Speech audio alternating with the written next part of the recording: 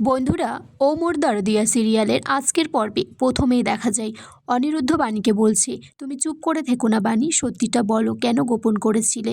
বাণী বলছে, হ্যাঁ আমি সবটা জানতাম। তাপস মেসোমশাই অন্তরার বাবা। কিন্তু এই কথা জানতে পেরে সাথী মাসিমণির খুব খারাপ লাগতো, যদি ভালো মন্দ কিছু হয়ে যেত, তাই আমি কিছু বলিনি। বাণী অনিরুদ্ধর কাছে তার জন্য ক্ষমা চাইছে। অনিরুদ্ধ বলছে, তোমার ক্ষমা চাওয়ার দরকার নেই। আমি আসলে আমার বাবা মাকে ভগবানের আসনে বসিয়েছিলাম। কতবার আমি আমার বাবার সম্পর্কে তোমার সামনে ভালো ভালো কথা বলেছি, তুমি হয়তো নিশ্চয়ই হেসেছো মনে মনে আর ভেবেছো বোকার লোকটা বাবার সম্পর্কে কিছুই জানে না। বাণী বলছে, দয়া করে ভুল বুঝবেন না আমাকে। ওই যে বললেন আপনি মেসোমশাইকে ভগবানের চোখে দেখতেন, তাই চাইনি ভগবানকে এতটা নিচে নামিয়ে দিতে। সাথী মাসিমণিকে আমি বলতে চেয়েছিলাম, আসলে তিনি বলেছিলেন তিনি মানসিক যন্ত্রণা সহ্য করতে না পারলে আত্মহত্যা করবেন, সেই কথা ভেবেই আমি কিছু বলিনি। এদিকে দেখা যায় সবাই খেতে বসেছে। সাথী তাপসকে বলছে, খেয়ে নাও, রান্নাটা কেমন হয়েছে বলো। তখন তাপস বলছে, ছবির হাতের রান্না এত ভালো কবে থেকে হলো? তখন সাথী বলছে, রান্নাটা বাণী করেছে। তাপস তখন খাবার ছেড়ে উঠে যায় আর বলছে, আমি বলেছি বাণীর হাতের রান্না তো দূরের কথা, জল পর্যন্তও খাবো না, আমি বাইরে থেকে অর্ডার করে খেয়ে নেব। সাথী বলছে, তুমি অন্ন ফেলে উঠতে যেও না, ছবি দুদিন বাইরে গেছে ছুটিতে, তাই তো বাণী রান্না করেছে। আর আমি বুঝতে পারছি না তুমি এতটা রিয়াক্ট কেন করছো।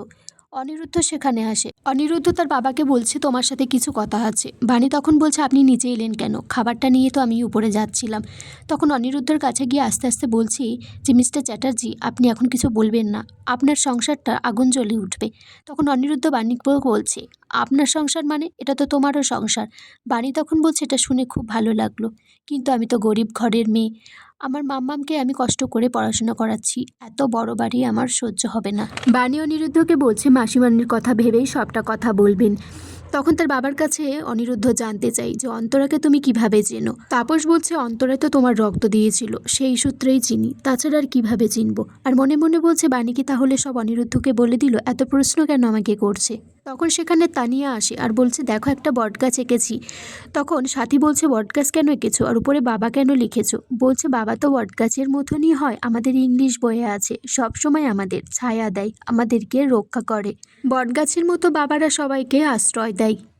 এদিকে মৌলি আনন্দে খুব নাচানাচি করছে, তার ঠাম্মিকে বলছে, খুব তাড়াতাড়ি অনিরুদ্ধ আর বাণী আলাদা হয়ে যাবে।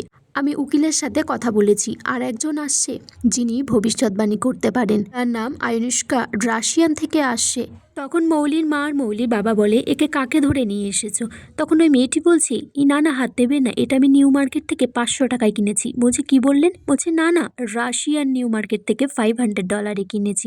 তখন তাকে বাড়ি থেকে বার করে দেয়। এদিকে মৌলির মা অনিরুদ্ধ তো বাড়িতে এসেছে, বলছে যে এটা মাশরুম চিকেনের স্যুপ আছে, অনিরুদ্ধ খেতে খুব ভালোবাসে, আর ওর শরীরটাও তো খারাপ।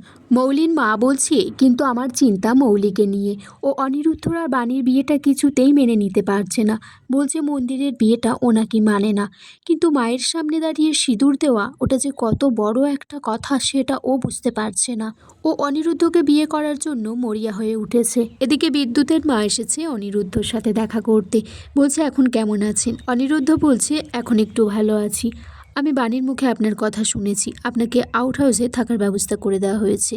তখন সেখানে অনিরুদ্ধর মা আসে আর বলছে যে, বাণীর আর অনিরুদ্ধর একটা রিসেপশন পার্টির কথা বলছে, যে সমাজের লোক তো জানতেই পারেনি ওদের মন্দিরে বিয়ে হয়েছে, তাই সবাই জানুক।